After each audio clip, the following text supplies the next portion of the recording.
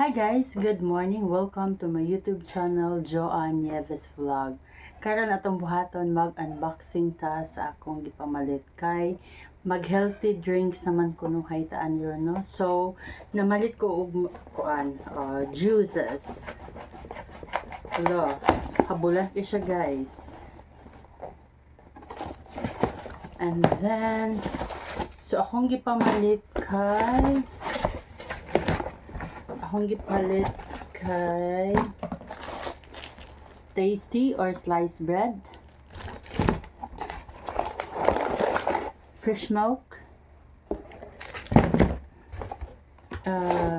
carrot juice, 3 piraso to, 1, so 1, 2,